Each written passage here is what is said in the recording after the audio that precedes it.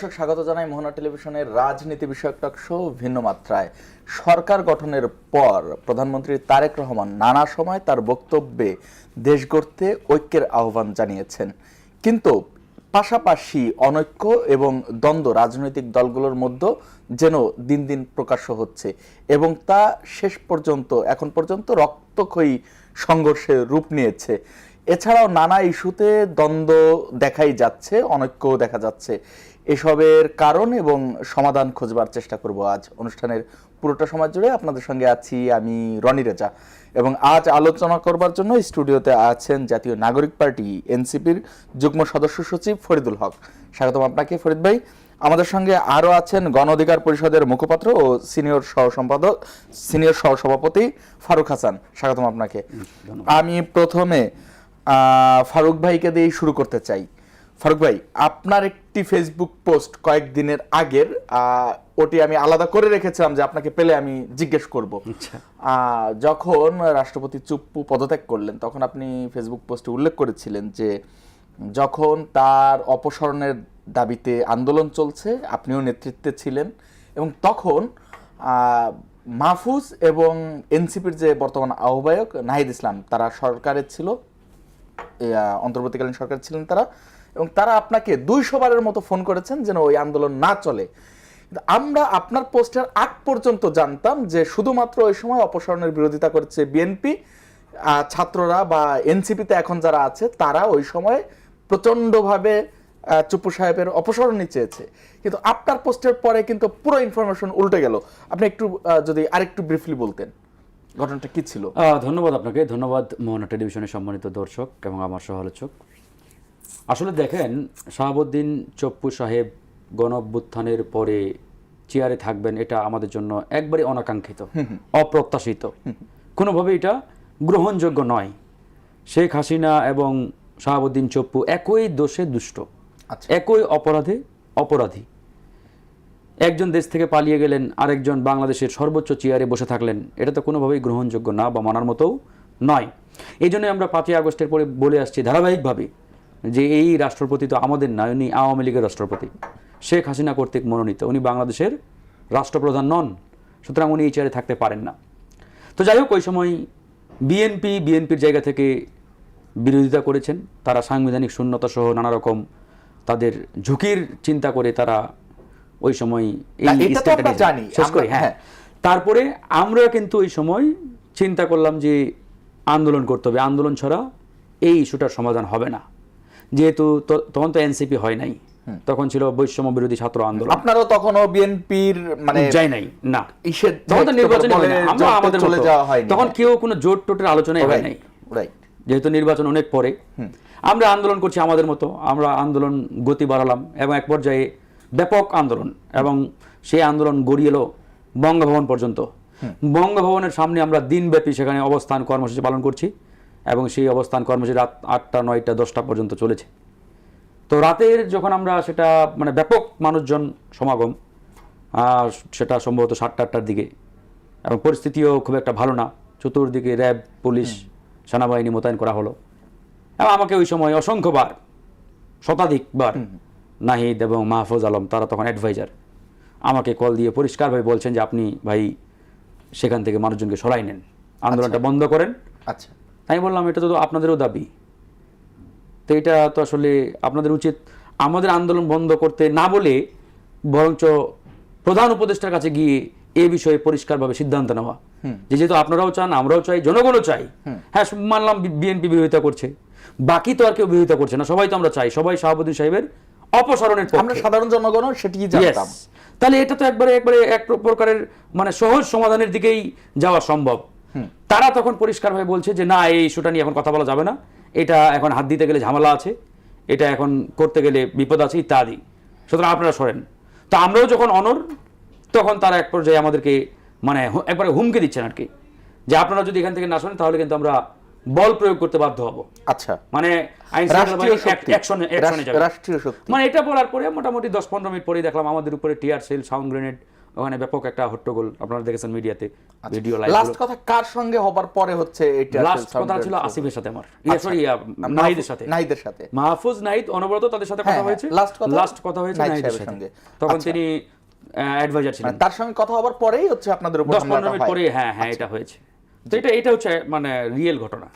তো যাই হোক, এরপরে তো পরিবেশ পরিস্থিতি ঘটনা আমরা সবাই জানি। আপনার তখন মানে এই ব্যাপারটি কেন প্রকাশ করলেন না যে এরকম? না, আমি বলেছি ওই সময় বলেছি, আমি ওই সময় বলেছি। হ্যাঁ, আমি অফকোর্স আমি তো ওই সময় মিডিয়াতে বলেছি নাহিদ সাহেব যে নাহিদ আমাকে বারবার ফোন দিচ্ছে, আমি এবং মিডিয়াতে দেখিয়েছি কলের যে ইয়াটা, যে শত শত মিস কল, হ্যাঁ আমি তাদেরকে দেখিয়েছি, আমি আমার ফোনে হোয়াটসঅ্যাপে বারবার কল দিচ্ছে তারা। আমি বলেছি যে আমরা তো আসলে এখানে একটা যৌক্তিক জনগণের দাবি নিয়ে আসছি। জি, ধন্যবাদ আপনাকে ফরিদুল হক। আমরা আপনাদের এক ধরনের রাজনীতি দেখি, এক ধরনের কমিটমেন্ট দেখি, আবার পেছনের গল্পটা যখন আমরা এই ধরনের শুনতে পাই তাহলে স্বাভাবিকভাবে প্রশ্ন আসে কিনা যে এনসিপি আসলে দুই ধরনের রাজনীতি করে কিনা, উপরে একটা ভেতরে আসলে অন্য ধরনের। জি ধন্যবাদ। প্রথম কথা হচ্ছে তখন এনসিপি গঠিত হয়, এটা হচ্ছে একটা কথা। দ্বিতীয় কথা হচ্ছে এটা ওনার সাথে যেহেতু কথা হয়েছে, এটা তো ওনার ভার্সন অফ মানে কি বলে বক্তব্য, যাদের সাথে কথা হয়েছে ওনারা ভালো ব্যাখ্যা দিতে পারবেন। সো এইটা নিয়ে তাদের হয়ে আমার বক্তব্য দেওয়া তো না, তাদের হয়ে না, আপনি একজন রাজনীতিবিদ হিসেবে এবং যেহেতু আপনার এই দলের প্রধান তিনি, আপনি কিভাবে ব্যাপারটি? না, এখন উনি কি বলেছেন, কোন প্রেক্ষিতে বলেছেন, এটা না জেনে আসলে মন্তব্য করাটা তো ডিফিকাল্ট। ফারুক হাসান যেটা বললেন, না, এটা তো ওনার বক্তব্য। এখন ওনার বক্তব্য না শুনে না জেনে তো অন্তত মানে একটা মন্তব্য করাটা তো একটু ডিফিকাল্ট। আরেকটা ব্যাপার হচ্ছে তখন উনি সরকারে ছিলেন, সরকারের দায়িত্বে ছিলেন, সরকারের জায়গা থেকে জিনিসটা একরকম, সরকারের বাইরে থেকে ব্যাপারটা তো আরেক রকম। সো নিশ্চয়ই ওনার কাছে এটার ব্যাখ্যা আছে, এটার ব্যাখ্যাটা উনি ভালো দিতে পারবেন। তবে আমরা যেটা মনে করি যে শুরু থেকেই ধরেন, বিশেষত যখন ওই বিতর্কটা সে তৈরি করলেন যে পদত্যাগপত্র নাই, পদত্যাগপত্রের বিতর্কটা যখন সে তৈরি করলেন, তারপরে তো এটা ব্যাপকভাবে আলোচনায় আসলো। ওই সময় আন্দোলনটা হলো। তো এরপরে আর কোনোভাবেই তার পদে মানে ওইখানে থাকার কোনো রকম কোনো যুক্তি ছিল না। যদিও এটাকে সাংবিধানিক ধারাবাহিকতার কথা বলে বিএনপি এটাকে মানে তাকে টিকে রাখার একটা চেষ্টা করেছে। শোনার পর কি বলবেন, বিএনপি চেষ্টা করছে? না, বিএনপি তো এটা পার্লামেন্টে দাঁড়িয়ে সালাউদ্দিন আহমেদ বলেছেন যে এটা এখন ব্যাপারটা এরকম তো হতে পারে। এখন জিনিসটা হচ্ছে কি, আমি তো যেহেতু ওইখানকার গল্পটা জানি না, তো আমি যেটা জানি সেটার উপর ধরে নিলাম যে উনি যেটা বলছে সেটা সত্য, এবং নাহিদ ইসলাম ওনাকে ওই কথাই বলেছেন। নাহিদ ইসলাম তখন হচ্ছে রানিং অ্যাডভাইজার, এবং সালাউদ্দিন আহমেদ পার্লামেন্টে দাঁড়িয়ে যে বক্তব্য দিয়েছেন, ওই দুইটাকে যদি আপনি এক করেন, বিএনপির পক্ষ থেকে যদি এই ধরনের প্রেশার ক্রিয়েট করা হয় যে যদি এটা নিয়ে আপনারা বাড়াবাড়ি করেন তাহলে আমরা সমর্থন উঠিয়ে নিব, তখন আসলে সরকারের কি করার ছিল? সরকারের জায়গা থেকে তো তখন সরকার চেষ্টা করবে তাদের জায়গা থেকে জিনিসটাকে মিনিমাইজ করার জন্য। তখন তো তারা সরকার তো আন্দোলন করতে পারে না, সরকারের ব্যক্তিরা তো আন্দোলন করতে পারে না। এই ব্যাপারটা ধরেন ওই জায়গা থেকে দেখতে হবে। সো মানে ওনাকে রাখার ব্যাপারে বিএনপি যে ওনাকে রেখেছে এবং বিএনপি রাখার জন্য যে চাপ প্রয়োগ করেছে, এটা তো বিএনপির নেতারাই বলেছে, সালাউদ্দিন আহমেদ সাহেব সহ সবাই বলেছে। সাংবিধানিক ধারাবাহিকতা, সাংবিধানিক ধারাবাহিকতা। এখন ওই চাপটা তো বিএনপি প্রয়োগ করেছে, এরকম বিভিন্ন জায়গাতে বিএনপির চাপ ছিল বিভিন্ন ইস্যুতে। যেমন ধরেন যখন যমুনা ঘেরাও করে লম্বা আন্দোলন হচ্ছে, এটাকে আন্দোলন কি শুধু মানে আন্দোলনটা তো শুধু আন্দোলনের জন্য হচ্ছে না, ভেতরে অনেক কি চাপ প্রয়োগ করা হচ্ছে। তো চাপ প্রয়োগ করে সরকারের কাছ থেকে বিভিন্ন জিনিস বের করে নেওয়া হচ্ছে, আদায় করে নেওয়া হচ্ছে, বিভিন্ন সিচুয়েশনে এরকম বিভিন্ন ঘটনা তো ঘটেছে।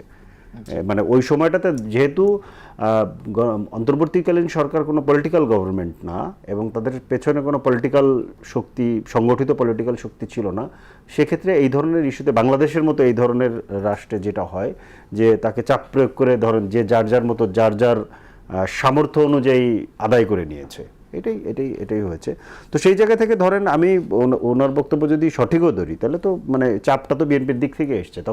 তখন তো সরকারে যারা আছেন তারা তো এটা করতে বাধ্য, কারণ বিএনপি যদি ধরেন না মানে, বিএনপি মানে নাই একটা কাজ অন্তর্বর্তী সরকার করতে পেরেছে এরকম একটা ঘটনাও তো নাই।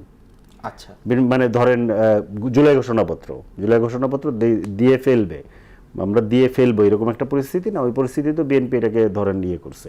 পরবর্তীতে সরকার না, ইন্টারফেয়ার BNP-রও করে তো অনেক জায়গায় স্যাক্রিফাইস করতে হয়েছে, তারা নেগোসিয়েশন করেছে এবং যেটা এখন বলছে যে নির্বাচনের জন্য তারা অনেক ছাড় ওটা তো দিয়েছে অনেক কিছু। মানে ওটা তো এক ধরনের প্রতারণামূলক কথা আর কি। বিএনপি যেটা বলছে এটা প্রতারণামূলক কথা, এবং এটা তো ধরেন লাগাতারই তারা বিভিন্ন ইস্যুতে বলেছে যে মানে ওনারা যে কমিটমেন্ট দিয়েছে এই কমিটমেন্ট আসলে ওনারা রাখার জন্য দেয়নি। এটা মানে ওই সময় প্রয়োজন মনে করছে দিয়েছে, এখন এগুলো নিয়ে এত ক্ষমতায় চলে আসছে, এখন আর এগুলোর এত গুরুত্ব নাই। এটা হচ্ছে মোটা দাগে ওনাদের মানে কি বলে বক্তব্যের একটা সারাংশ হচ্ছে এটা মোটা দাগে, যে প্রয়োজন হয়েছে আমরা দিছি, এখন ক্ষমতায় চলে আসছে, এখন আবার এত কিসের কি। আপনার এবং কি সেটা মনে তো তাদের বডি ল্যাঙ্গুয়েজ এবং ধরেন কার্যক্রমের মধ্যে দেখা গেছে তারা তো কোনো ধরনের কোনো চেঞ্জ সংস্কার কোনো কিছুই করেন নাই এবং করতে চানও না। আচ্ছা, আপনার কি মনে হয় যদি ধরেন বিএনপি এই যেভাবে চলছে এইভাবে চলতে থাকলে যে আমরা ঐক্য অনৈক্যের কথা বলছি, এই জায়গাটায় মানে কিভাবে আগাতে পারে? ঐক্য অনৈক্যের প্রশ্নে যেটা হয়েছে, ঐক্য অনৈক্যের মানে যে আলাপটা ধরেন বলা হয়, এটা ধরেন আপনার কাছে একটা সুযোগ আছে কিংবা আপনার কাছে একটা দায়িত্ব আছে, এই ঐক্যটা ধরে রাখার জন্য আপনার কিছু করণীয় আছে, সেই করণীয়গুলোকে ভুলে গিয়ে কিংবা ভুলে যাওয়ার ভান করে আপনি বললেন না ঐক্য ধরে রাখা কঠিন হচ্ছে এটা সেটা। যেমন ধরেন আমি দুইটা জিনিস বলি, একটা হচ্ছে যে মির্জা ফখরুল ইসলাম আলমগীর গতকালকে একটা বক্তব্য দিলেন না যে কোথাও কোনো পরিবর্তন হয়নি। রাইট। মির্জা ফখরুল ইসলাম আলমগীর বোধহয় আমাদের বয়সের থেকে ওনার রাজনীতির বয়স বেশি, আমিও যথেষ্ট ওনাকে শ্রদ্ধা করি, সম্মান করি, কিন্তু এবং ওনার যে পলিটিক্যাল জার্নি, আমি কোনোভাবে এটা মনে করি না যে উনি এটা বোঝেন না যে কি বলে যে মানে কাঁঠাল গাছ থেকে আম পাওয়া যায় না, এটা আমি মোটেই এটা মনে করি না। আচ্ছা, যে সিস্টেম দিয়ে আপনি রাষ্ট্র পরিচালনা করেন সেখানে আপনি পরিবর্তন কিভাবে আশা করেন? কিন্তু আপনারা বারবার এই সিস্টেমকে পরিবর্তনের যখন সময় এসেছে, যখন কথা এসেছে, তখন তো আপনারা এগুলোকে ভেস্তে দিয়েছেন এবং আপনারা বারবার বলেছেন আমরা তো আসলে এই ধরনের পরিবর্তন চাই না, আমরা এই ধরনের বিপ্লবী পার্টি না, এটা না সেটা না। কিন্তু আপনি রাখবেন হইতেছে একটা কাঁঠাল গাছ, চাইবেন আম, এটা তো হবে না, তাই না? আপনি এই রাখবেন একটা করাপ্টেড সিস্টেম, একটা কলোনিয়াল ব্যুরোক্রেসি, যেই ব্যুরোক্রেসি হচ্ছে গিয়ে চূড়ান্ত করাপ্টেড, সেই ব্যুরোক্রেসি ঘুষ খাবে না, এটা তো হবে না, তাই না? তো এরকম ব্যাপারটা হচ্ছে যে মানে ঐক্যর প্রশ্নের জায়গাটা হচ্ছে যে আপনি যে ঐক্যটা রাখতে চান, ঐক্যটা রাখার জন্য যে আপনি যে কমিটমেন্টগুলো করেছিলেন, প্রধানমন্ত্রী যে কথা বলেছেন যে কমিটমেন্টগুলো করেছিলেন, এগুলো তো আপনাকে রক্ষা করতে হবে, আপনি কমিটমেন্ট রক্ষা করছেন না। আর একটা জায়গায় সেটা হচ্ছে যে এই যে এনসিপির উপরে যে ধরেন লাগাতার যে হামলা এবং মামলা এবং যে ঘটনাগুলো ঘটলো, এটার মধ্যে দিয়ে একটা জিনিস বোঝা যাচ্ছে যে প্রধানমন্ত্রী তার দলের উপরে নিয়ন্ত্রণ নেই। যদি না ওনার গ্রিন সিগন্যাল থেকে থাকে, আমি আপাতত ধরে নিচ্ছি যে ওনার গ্রিন সিগন্যাল থাকার কোনো কারণ নাই, এত ছোটখাটো বিষয় ওনার আসলে উনি গ্রিন সিগন্যাল দিয়ে আসলে লেলিয়ে দিয়েছে, এটা আমি এখনো বিশ্বাস করতে চাই না। কিন্তু উনি লেলিয়ে দেন নাই, নিশ্চয়ই উনি তাহলে বাধা দেওয়ার চেষ্টা করেছেন। যদি উনি নীরবও থাকেন তাহলেও লেলিয়ে দেওয়াই হয়, তাহলে আমি ধরে নিচ্ছি উনি বাধা দিচ্ছেন। কিন্তু উনি বাধা দেওয়ার পরেও ওনার দলকে উনি নিয়ন্ত্রণ করতে পারছেন না, তার মানে কি দলের উপরে দল ওনার কথা তো শুনছে না। বিভিন্ন জায়গাতে ধরেন আজকেও আমাদের লোকজনকে নামতে দিচ্ছে না, আমাদের অনেক লোককে ধরেন মনে করেন যে এলাকা ছাড়া করছে, দাও মানে বটি নিয়ে আপনার ধরেন মিছিল করতেছে, ঠিক আছে?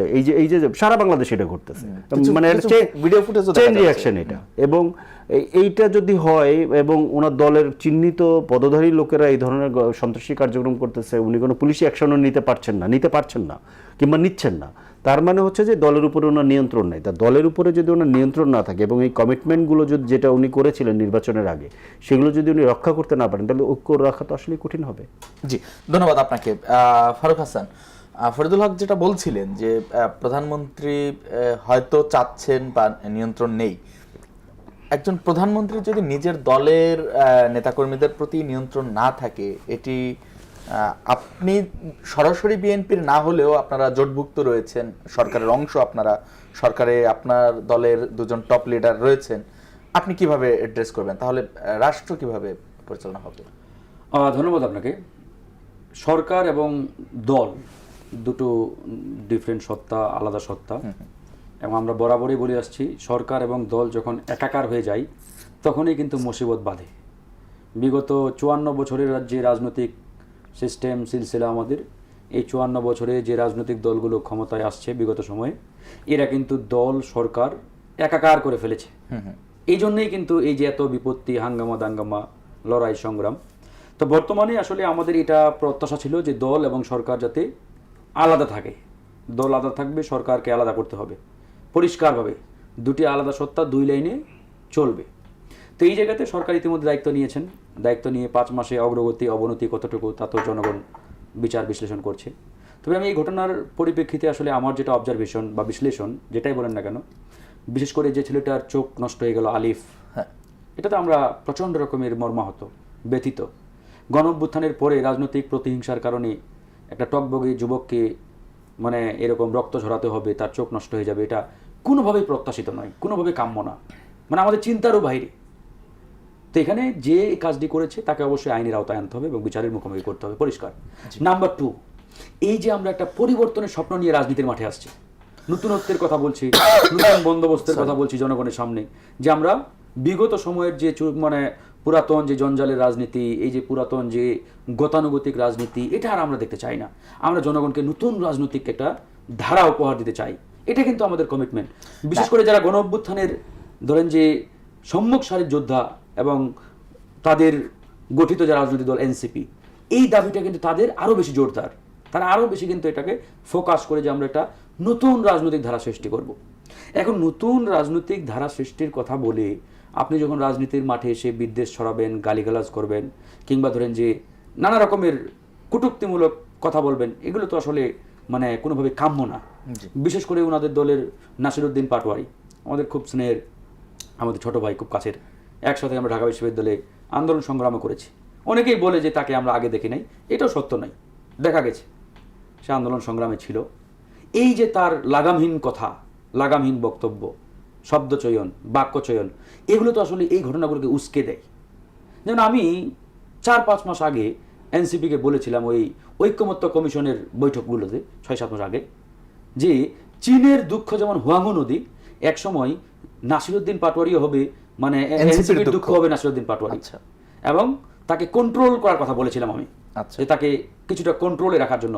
আজকে দেখেন অন্য অন্য নেতাদের বক্তব্যে কেউ কিন্তু এরকম কমেন্ট করে না, এবং বিশেষ করে তাদের আহ্বায়ক নাহিদ ইসলাম, তার বক্তব্যের আমি মারাত্মক রকমের প্রশংসা করি। মানে তার যে পরিপক্ক বক্তব্য, শব্দচয়ন, বাক্যচয়ন, সত্যিকারের একটা লিডারের মতো বক্তব্য সে দেয়। বয়স যাই হোক, তার চেয়ার এবং তার বর্তমান যে স্ট্যাটাস, এই স্ট্যাটাস অনুযায়ী একজন পরিপক্ক নেতার মতো কিন্তু নাহিদ ইসলাম বক্তব্য দেয়। কেউ কিন্তু সমালোচনা করে না। হ্যাঁ, রাজনীতিতে তো প্রতিযোগিতা, প্রতিদ্বন্দ্বিতা কথা থাকবে, যে সরকারি দল সে সরকারের কথা বলবে, যে বিরোধী দল সে সরকারের বিরোধিতা করবে, এটা স্বাভাবিক, এটা তো ভিন্ন বিষয়। কিন্তু আপনার কথার মধ্যে আসলে মাধুর্যতা থাকা বা হ্যাঁ রাজনৈতিক শিষ্টাচার, মাধুর্যতা আরেক বিষয়, রাজনৈতিক শিষ্টাচার যেটা আমরা আসলে চাই, জনগণ চাই, এটা তো নতুনত্ব। তো এই জায়গাতে নাসিরউদ্দিনকে তারা কিন্তু আসলে কন্ট্রোল করতে পারে নাই ওই অর্থে, নাকি এখানে আবার তারা তাদের প্রেসক্রিপশনেই তাকে এই ধরনের মানে মাঠে তার মুখ দিয়ে তারা এগুলো বলাচ্ছেন কিনা, এটা একটা কিন্তু বড় প্রশ্নের বিষয়। অনেকেই মনে করে থাকেন বা করছেন যে তারা কৌশলগতভাবে নাসিরউদ্দিনকে মাঠে ছেড়ে দিয়েছে, তার মুখ দিয়ে এই কথাগুলো তারা বের করাচ্ছে। আবার এটাও অনেকেই শঙ্কা প্রকাশ করছে যে কৌশলগতভাবে তারা মাঠ উত্তপ্ত করে তাদের যে কর্মসূচি, এগুলোকে আরো লাইমলাইটে আনার একটা চেষ্টা তারা করছে, যাতে এখানে বিএনপি ঝামেলা করে তারা এই ধরনের বক্তব্য দিয়ে যাবে এবং এগুলো মিডিয়াতে ব্যাপক একটা হইচই হবে, জনগণ জানবে, আরো তারা ফোকাস হবে। মানে এটাও অনেকে মনে করছে যে এটা একটা এনসিপির কৌশলের অংশ। এরকম একটি পোস্টও দিয়েছেন শিবিরের এক সাবেক সভাপতি, আমি দেখি না, দিতে পারি, এটা জনগণ অনেকেই বলছে আর কি। তো এই বিষয়গুলো তো আসলে মানে দুঃখজনক হবে। দেন এই কৌশলের অংশ হিসেবে আজকে আমরা কি পেলাম? আমাদের এক টকবগে তরুণ, যার বয়স এখনো 18 হয় নাই, তার একটা চোখ নষ্ট হয়ে গেল। সে জীবনে কোনোদিন এই চোখ দিয়ে তার বাবা মাকে আর দেখবে না। হামলাটি যেহেতু এই পর্যায়ে গেছে, তারপরেও পরিষ্কার বক্তব্য, হামলাকে কোনোভাবে আমরা সমর্থন করতে পারি না। অন্তত এই গণঅভ্যুত্থানের পরে কেউ কাউকে ফিজিক্যালি অ্যাটাক করবে, শারীরিকভাবে আক্রমণ করবে, এটা কোনোভাবেই প্রত্যাশিত না, কোনোভাবেই কাম্য না। তাই আমি পরিষ্কারভাবে আবারও বলছি, এই যে আলিফের উপরে যারা আক্রমণ করেছে, তার চোখ যারা নষ্ট করেছে, সে কোনো ব্যক্তি না, সে সন্ত্রাসী। তাকে অবশ্যই বিচারের কাঠগড়ায় দাঁড় করাতে হবে। এবং সরকারের কাছে আমার আহ্বান, আলিফের চিকিৎসার ভারটা যাতে অন্তত রাষ্ট্রীয়ভাবে নেওয়া হয় এবং তাকে বিদেশে নিয়ে উন্নত চিকিৎসার ব্যবস্থা করা হয়। এটা আমি আজকে মাননীয় প্রধানমন্ত্রীর কাছে আমার একটা দাবি থাকলো, আহ্বান থাকলো, অন্তত যাতে আলিফের চিকিৎসার ভার রাষ্ট্রীয়ভাবে নিয়ে তাকে বিদেশে নেওয়া হয়, এটা আহ্বান থাকলো। ধন্যবাদ আপনাকে। ফারুক ফরিদুল হক, এনসিপির দুঃখ নাকি গর্ব নাসিরউদ্দিন পাটোয়ারি? দুঃখ করব, এটা তো ধরেন মনে করেন যে এক এক জায়গায় এক একজনকে এক এক মানে কি বলে যে এক এক জায়গা থেকে এক এক রকমভাবে মানুষ দেখে। সো এইটা ধরেন ওনার কাছে এটা মনে হতে পারে, সাধুবাদ, ওনার বক্তব্য, কোনো অসুবিধা নেই। প্রতিটা রাজনৈতিক দলেই তো বিভিন্ন রকমের মানুষ থাকে, এক একজন মানুষের বক্তব্য, শব্দচয়ন, অ্যাপ্রোচ এটা আলাদা আলাদা। আপনাকে যেটা দেখতে হবে সেটা হচ্ছে যে বক্তব্যের ক্ষেত্রে, মানে গণতান্ত্রিক রাজনীতি মূলত কিন্তু বক্তব্যের বাইরে আপনি কোথাও যেতে পারবেন না। বক্তব্যর লাইন আপনি ক্রস করছেন তো আপনি সন্ত্রাসে চলে গেছেন, যেটা বিএনপি গত 2 দিনে করছে। সো বক্তব্যের ক্ষেত্রে কি হয়, বক্তব্যের ক্ষেত্রে সাধারণত তিনটা পার্ট, আমি এটা গত 2 দিন ধরে বলছি। সেটা হচ্ছে যে বক্তব্যে ধরেন মানুষ ভুল করলে সে যদি বুঝতে পারে, ভুল সাধারণত অনিচ্ছাকৃত হয়, বুঝতে পারলে সে স্বীকার করে শুধরে নেয়। এর বাইরে বক্তব্যের মধ্যে অন্যায় করে।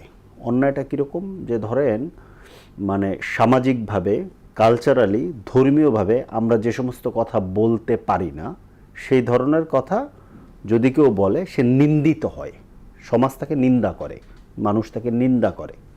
আর হচ্ছে অপরাধ করে, বক্তব্যের মধ্য দিয়ে অপরাধ করে, যেটা হচ্ছে আইনের ফ্রেমওয়ার্কের মধ্যে যায় না যে বক্তব্য, সেটা করে।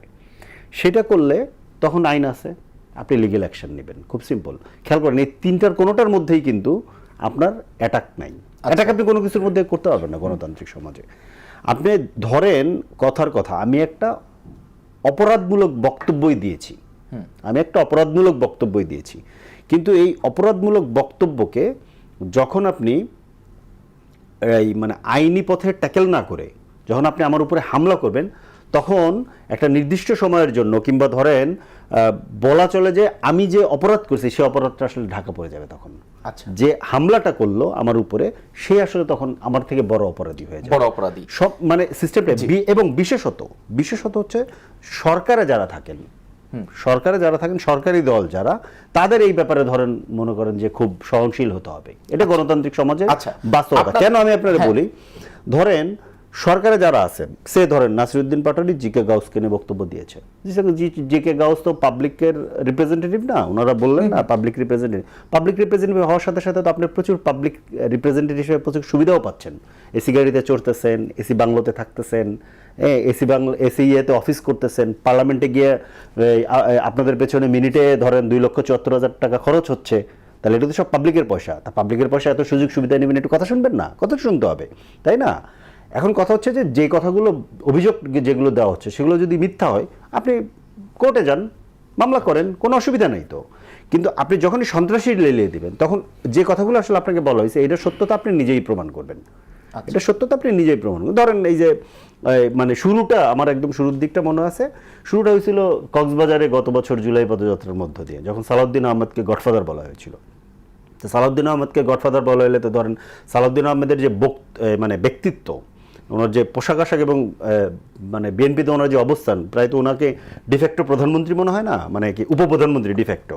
সো এখন ওনার বিরুদ্ধে তো কিছু বলা মানে এটা বিরাট ব্যাপার। বাংলাদেশে এই ধরনের একটা ইস্যু আছে, বিএনপি ক্ষমতায় ছিল না। আমি ওইটা এই জায়গাটাতে আসি। আপনি খেয়াল করে থাকেন, কয়েকদিন আগে বিএনপিরই একজন নেতা জয়নাল আবেদিন ফারুক বলেছেন না যে ইয়াবার ব্যবসা আগে ছিল আওয়ামী লীগ নেতাদের কাছে, এখন বিএনপি নেতার হাতে গেছে। সালাউদ্দিন আহমেদের জেলা কোথায়? কক্সবাজার। ওনার মন্ত্রণালয় কি? স্বরাষ্ট্র মন্ত্রণালয়। এবং ইয়াবার ব্যবসা বিএনপি নেতাদের হাতে। আপনার কাছে কি মনে হয় সালাউদ্দিন আহমেদের কোনো রকম গ্রিন সিগন্যাল না থাকলে কক্সবাজার ইয়াবার সাম্রাজ্য টিকে আছে? ইয়াবার ব্যবসা চলতেছে। হাইপোথেটিক্যাল না, তাহলে না, হাইপোথেটিক্যাল না, এইটা বাংলাদেশের যে বাস্তবতাটা, এটা আপনি জানেন, বাংলাদেশের বাস্তবতাটা আপনি জানেন। সো এইখানে কোন বিএনপি এই বাস্তবতার উপরে তার বিরুদ্ধে আপনি এই মামলা ক্লেম করতে পারেন? না, মামলা ক্লেম না, আমি তো বিরোধী দল হিসেবে, বিরোধী দলে জনগণের প্রতিনিধি হিসেবে, জনগণের পক্ষ থেকে আমার কাজই হচ্ছে এটা বারবার বলা। মানে ডকুমেন্ট ছাড়া, ডকুমেন্ট আপনি তো খুঁজে বের করেন, আপনি রাষ্ট্রে আছেন তো, সমস্ত রাষ্ট্রীয় ডকুমেন্টের ইস্যু না তো, সমস্ত রাষ্ট্রীয় যন্ত্র, রাষ্ট্রীয় বাহিনী, সমস্ত ফ্যাসিলিটি, সকল কিছু আপনার হাতে। আপনাকে এটা খুঁজে বের করতে হবে। ইয়াবা ব্যবসা কেন বন্ধ হচ্ছে না? ইয়াবার হাব হচ্ছে কক্সবাজার। 100টা বলবেন আর রাষ্ট্র এটাই রাষ্ট্রের কাজ তো, এটাই রাষ্ট্রের কাজ। আচ্ছা, এটাই রাষ্ট্রের কাজ। উনি প্রমাণ করুক যে ইয়াবা নেই এখানে। আচ্ছা, এটা রাষ্ট্রের কাজ তো। কারণ ভাই ওনাকে তো টাকা দেওয়া হয় প্রতি বছরে। আপনি ধরেন 8 লক্ষ কোটি টাকা বাজেট দিচ্ছেন, এখানে ধরেন প্রধানমন্ত্রীর পেছনে কত খরচ হচ্ছে, স্বরাষ্ট্রমন্ত্রীর পেছনে কত খরচ হচ্ছে। সুযোগ সুবিধা না করে না, বাস বিচারের ব্যাপার না তো। ইয়াবা কি বাংলাদেশে নাই? আচ্ছা, ইয়াবা কি বাংলাদেশে আছে কিনা? ইয়াবা কোত্থেকে ঢোকে? আমরা ইয়াবাবুদির নাম শুনেছি না? তাহলে এই যে ইয়াবাবুদির যে বিরাট সাম্রাজ্য, এই সাম্রাজ্য এখন কারা সামলাচ্ছে? বন্ধ হয়ে গেছে? নিশ্চয়ই না। উনি কক্সবাজারের মানুষ এবং উনি স্বরাষ্ট্রমন্ত্রী। তাহলে এখন খেয়াল করেন, অন্তর্বর্তী সরকারের এখন খেয়াল করেন বন্ধ হয়নি, ওই সময় আপনার গেস করেন ওই সময় কে ছিল? এখন যখন হাইপোথেটিক্যালি সালাউদ্দিন সাহেবের নাম বললেন, ওই 1.5 বছর কে সামলেছে? আপনি এটা টের পান না? আমি টের পাই না। কক্সবাজারে ধরেন এই কি বলে পাতা নড়বে না, এটা তো ডিসাইড করে সালাউদ্দিন আহমেদ, এটা আপনি বুঝেন না? উনি এসে সালমের গাড়িতে চড়েন, পার্টি তো ওনাকে শোকজও করেছিলেন না? এখন এই কথাগুলো বললে কি বেয়াদবি? এগুলো বলা যাবে না। আচ্ছা, আরেকটা জিনিস বলি, বিএনপির অন্তর্কন্দলে এই 2 বছরে 300-র উপরে খুন হয়েছে। চাঁদাবাজির যা ধরেন মনে করেন যত পয়েন্ট আওয়ামী লীগ রেখে গেছিল সবগুলো তারা দখল করছে এবং নতুন পয়েন্ট ক্রিয়েট করছে। আজকে দেখলাম মহিলারা, একদম সাধারণ মহিলারা যারা ওই যে নদীর মাছ মেরে খায়, এই নদীর মাছ মেরে যেই ঘাটে ওরা বসে, আমার কাছে ভিডিও আছে, আমি চাইলে দেখাইতে পারবো, যেই ঘাটে ওরা বিক্রি করে, ওরা বলতেছে যে কখনো আমাদের কাছে কেউ চাঁদা চায়নি, ওদের কাছে চাঁদা চাইছে, এবং এই কারণে ওরা ধরেন প্রায় 1-150 মানুষ ওরা মিছিল করছে চাঁদাবাজির বিরুদ্ধে। এই চাঁদাবাজি কারা করতেছে? এখন এই চাঁদাবাজি নিয়ে কথা বলা যাবে না? এইগুলো নিয়ে অবশ্যই কথা বলবেন। এই কথাগুলো আচ্ছা, এখন ঘটনাটা খেয়াল করেন। ঘটনাটা হচ্ছে, ন্যারেটিভটা কি? ন্যারেটিভটা হচ্ছে যে চাঁদা তোলা যাবে, ইয়াবা ব্যবসা চালানো যাবে, আপনার ধরেন মানুষ খুনও করা যাবে, কিন্তু ভাষা ঠিক না হলে আসলে ওকে মারতে হবে। আচ্ছা, ব্যাপারটা বুঝছেন? এইটা হচ্ছে বাংলাদেশের ধরেন না, আপনি যেগুলো বললেন এই অন্যায়গুলোর অবশ্যই নিন্দা করা যায়, পাশাপাশি ভাষারও নিন্দা করা যায় কিনা, গালিগালাজ করেন, কোনো অসুবিধা নেই, ভাষা নিন্দা করেন, ভাষা নিন্দা করেন, কোনো অসুবিধা নেই। আপনাদের এইটা আপনাদের একটা ট্যাকটিক কিনা, রাজনৈতিক পলিসি কিনা যে না আপনি ভাষা নিন্দা করেন। আপনি সিটিং অ্যাডভাইজারদেরকে যমুনা ঘেরাও করে স্লোগান দেওয়া হয়েছে না, মাহফুজ একটা সান্ডার নাম, আসিফ একটা ব্যাঙের নাম, কেউ ওনাদেরকে মারতে গেছে? আমরা একটা বিরতিতে যাব। দর্শক, সময় হলো একটি বিরতিতে যাবার, ফিরছি দ্রুতই, সঙ্গে থাকুন। দর্শক, আবার স্বাগত জানাই ভিন্ন মাত্রায়। আমরা শুনছিলাম ফরিদুল হককে, এবার আমরা ফারুক হাসান আপনাকে শুনতে চাই।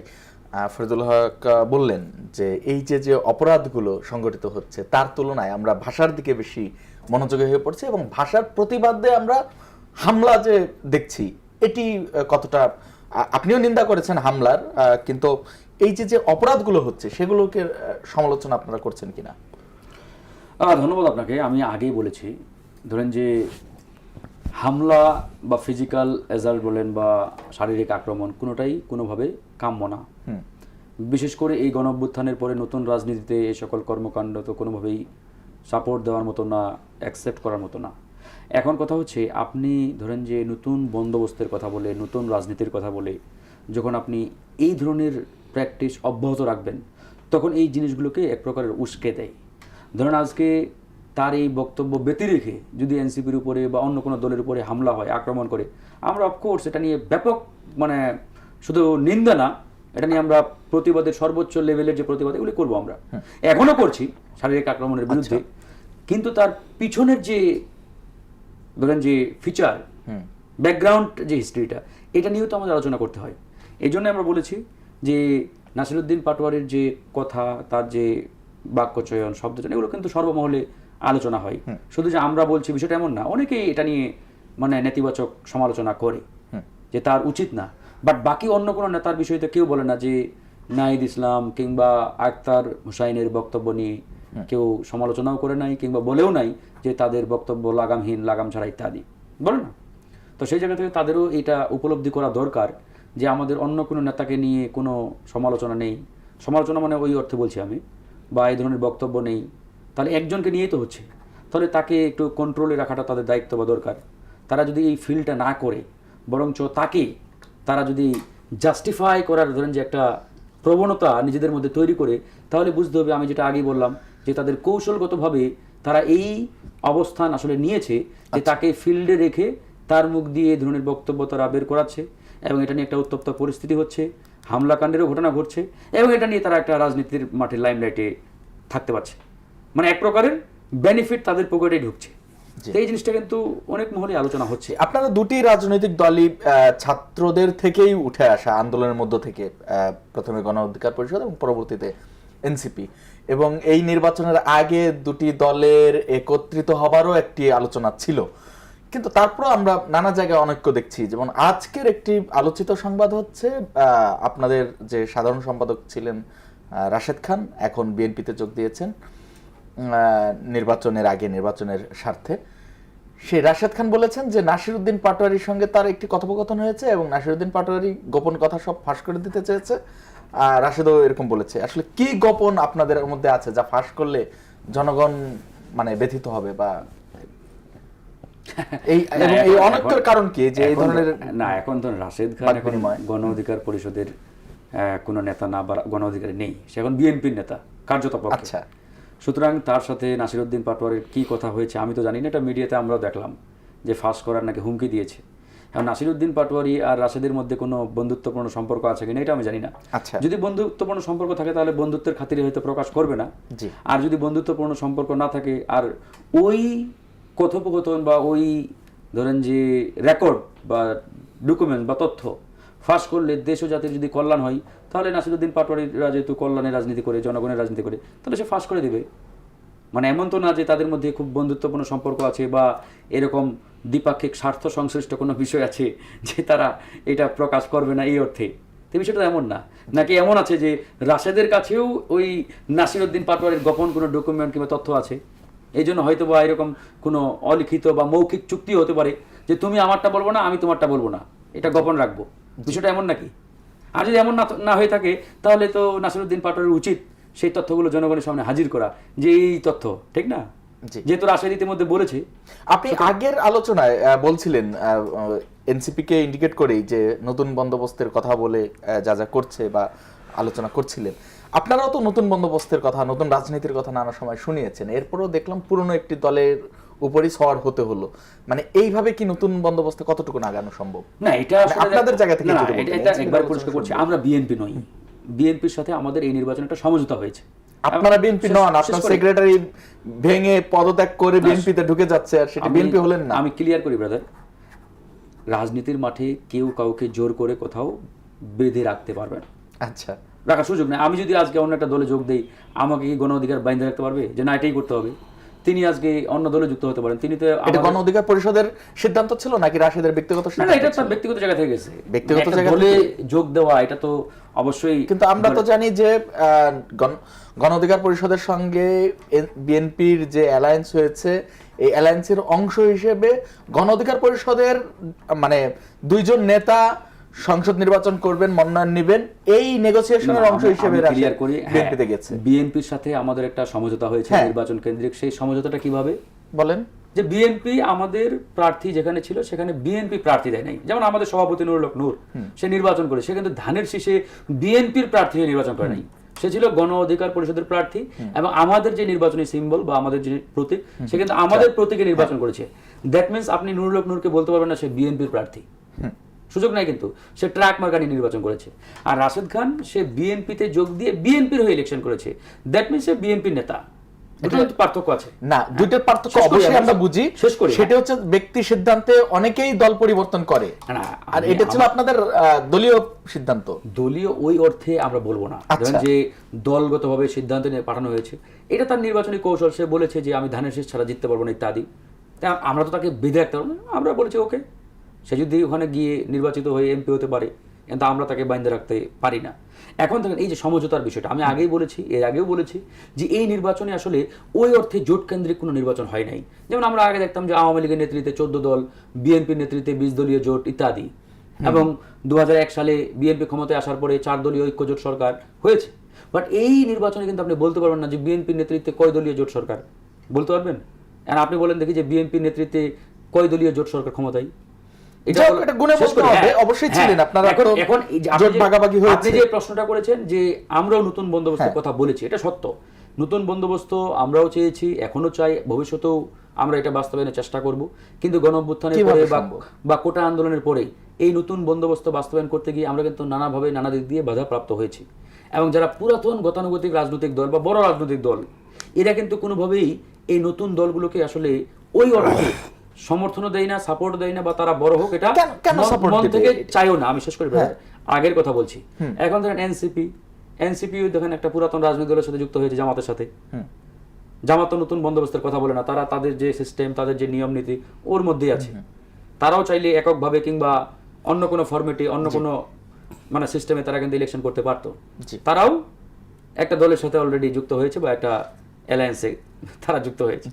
আমাদের জায়গা থেকে আমরাও আসলে নানান কারণে বাধ্য হয়েছি। এনসিপি গিয়েছে, যার কারণে আপনারা ওই পথেই আছেন। ধন্যবাদ আপনাকে। ফরিদুল হক, যদি আপনাদের অবস্থানটা একটু পরিষ্কার করতেন। ফারুক হাসানের বক্তব্যে কিছু যুক্ত করতে চাইলে করবেন, এরপরে আমি পরে প্রশ্ন করব। কি বিষয়ে? এই যে আপনাদের নতুন বন্দোবস্ত এবং রাশেদ খান এর বক্তব্য আবারও আর সামনে আসে, তিনি বলেছেন যে এনসিপি নতুন রাজনীতির নামে ভন্ডের বন্দোবস্ত কায়েম করেছে। না, এটা উনি ধরেন কি বলে যে ওনার হচ্ছে যে ওটা আমার ধারণা ওনাকে ওই ডিউটি দেওয়া হয়েছে এনসিপি এবং ইয়েকে কি বলে জামাতকে প্রতিদিন নানান কুরুচিপূর্ণ ভাষায় বক্তব্য দেওয়া। কারণ বিএনপি তো ধরেন যেহেতু প্রধানমন্ত্রী ওনার একটা গুড ইমেজ তৈরি করেছেন অন্তত ভাষা এবং চলন বলন দিয়ে, ব্যবহার দিয়ে। সো এখন বাজে কথা বলার তো লোক লাগবে, তো ভাড়াটিয়া লোক হিসেবে উনি আসলে এই দায়িত্বটা পালন করতেছেন। ওনার কথাকে আসলে খুব একটা কাউন্টার দেওয়ার কিছু নেই। আচ্ছা, এনসিপিতে নাসিরউদ্দিন পাটোয়ারি আর এদিকে রাশেদ খান, এরকম না না কিছু? না, ব্যাপারটা তা না, ব্যাপারটা মানে তা না। আচ্ছা। রাশেদ খান ধরেন বিএনপির হাইব্রিড একজন নেতা, ঠিক আছে। সো আপনি ধরেন ওইখানে উনি এটাই আমার ধারণা যে ওনাকে এই কারণে, এবং উনি আজকে যেমন একটা কথা বলেন যে নাসিরউদ্দিন পাটোয়ারি বাদে এনসিপি গেলে তাদেরকে সহযোগিতা করা হবে। তার মানে এটা তাদের একটা প্ল্যানের অংশ যে এই ইস্যুটা মানে রেইজ করে এইটাকে ধরেন মানে রেইজ করে এনসিপিকে তারা লাগাতার হামলা মামলার মধ্যে রাখবে আর কি।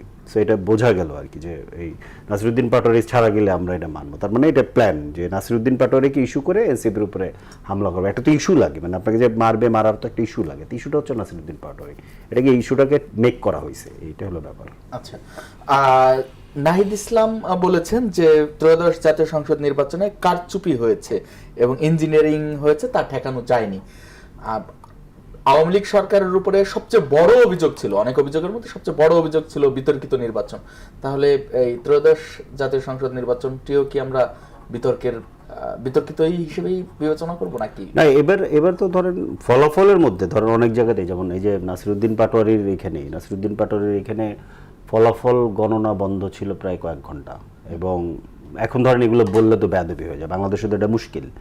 বাংলাদেশের মুশকিলটা হচ্ছে যে ধরেন একজন সিনিয়র মানুষ সকল অপকর্ম করতে পারবে, কিন্তু একটা জুনিয়র তাকে নিয়ে কিছু বলতে পারবে না, এই ধরনের একটা ব্যাপার। বলারও তো একটা শালীনতা না, বলার শালীনতা আপনি কিভাবে নির্ধারণ করে দিচ্ছে কে? হেডমাস্টারটা কে?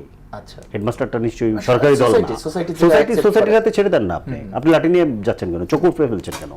সোসাইটির হাতে ছেড়ে দেন না। যে চোখ উপড়ে কেন ফেলছেন? লাঠি নিয়ে যাচ্ছে সেও কিন্তু সাধারণ মানে সমর্থক। নো, যে চোখ উপড়ে ফেলছে সে হচ্ছে সে তো যায় না, চোখ যে উপড়ে ফেলতেছে সে হচ্ছে ছাত্র দলের রানিং পোস্টেড নেতা, থানা কমিটি, উপজেলা কমিটির সদস্য সচিব। কি বলছেন আপনি? প্রশ্নই আসে না। এটা এগুলো ফাওয়া লাভ, এইগুলো সবাই চিহ্নিত তো। এবং এটা আরেকটা ইন্টারেস্টিং ঘটনা হচ্ছে যে এই ঘটনাগুলো হামলা করা হচ্ছে, ওনারা এত কনফিডেন্ট যে দল তাদেরকে কিংবা প্রশাসন তাদেরকে কিছু বলবে না, সেগুলো নিজেরা ভিডিও করে সেগুলো সোশ্যাল মিডিয়াতে আপলোড করছে। আচ্ছা, মানে সন্ত্রাসের তো একটা লেভেল থাকে, এই লেভেল অফ সন্ত্রাস ধরেন এখানে হচ্ছে।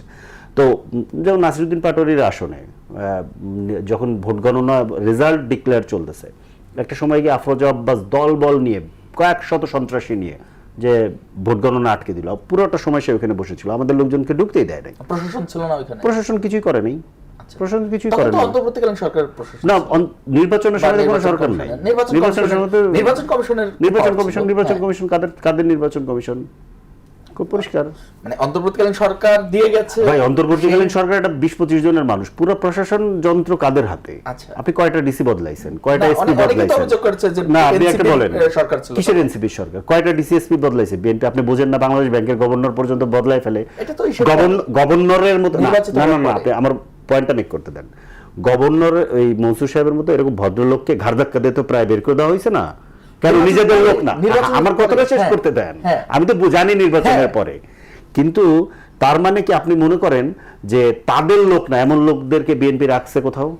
এবার আপনি খোঁজ নেন কয়টা ডিসি বদল করা হয়েছে, কয়টা এসপি বদল করা হয়েছে, তাহলে তো আপনি পাবেন যে প্রশাসনটা কাদের কন্ট্রোলে ছিল। আস্তে আস্তে করবে হয়তো। না, আস্তে আস্তে আপনার কাছে কি মনে হয় বাংলাদেশ ব্যাংকের গভর্নর রাখেনি আস্তে আস্তে করবে? এটা মনে হয় বিষয়টা এরকম? এত সরল বিএনপি? তিনবার রাষ্ট্রপতি চালাইছেন না, এত সরল না, ব্যাপারগুলো এত সরল না।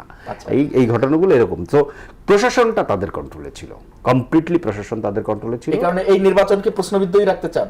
না, অনেক জায়গাতে তো এই ঘটনাগুলো ঘটেছে, মানে বিশেষ করে ধরেন বেশ কয়েকটা আসনে এরকম ঘটনা আছে, বেশ কয়েকটা আসনে এই ঘটনাগুলো ঘটেছে। ধন্যবাদ দিয়ে শেষ করতে হচ্ছে। ধন্যবাদ ফরিদুল হক, ধন্যবাদ ফারুক হাসান। দর্শক ধন্যবাদ জানাই আপনাদেরও এতক্ষণ সঙ্গে থাকবার জন্য। আজকের মতো বিদায় নিচ্ছি, আগামীকাল দেখা হবে একই সময়ে, নতুন কোনো অতিথি নিয়ে আলোচনা হবে, নতুন কোনো বিষয়ে। সঙ্গে থাকুন।